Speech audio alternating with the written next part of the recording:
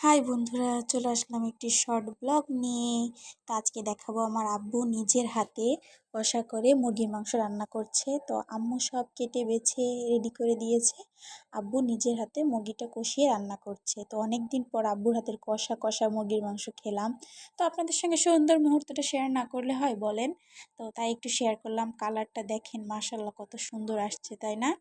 তো আমার আব্বু কিন্তু মাঝে মাঝে এইভাবে কষা কষা করে মুরগির মাংস রান্না করে। তো যেহেতু আমি অনেক দিন পর আম্মুর বাসায় এসেছি, তো আব্বু বলল যে আমি রান্নাটা করি।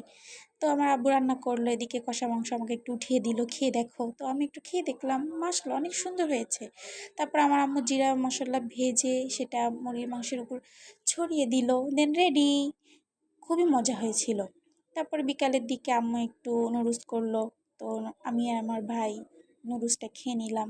আম্মুর হাতে নুডলস মানে ইয়ামি, সব সন্তানেরই মায়ের হাতের রান্না আলহামদুলিল্লাহ ইয়ামি লাগে। তো আমারও খুব ইয়ামি লাগে, আমিও খেয়ে নিলাম। তারপরে ভাবলাম আর কি খাওয়া যায়, কি করা যায়, হঠাৎ করে কি মনে হলো যে কি একটা খাইনি। তারপরে মনে হলো যে একটু কফি করে খাই, দেন রেডিমেড কফি ছিল সেটা একটু খেয়ে নিলাম, গরম পানির ভিতরে দিয়ে প্যাকেটটা ঢেলে দিয়ে রেডি। আমি আর আমার ছেলে কফিটা খেয়ে নিলাম। তো এই ছিল আমাদের আজকের শর্ট ব্লগ। আল্লাহ হাফিজ।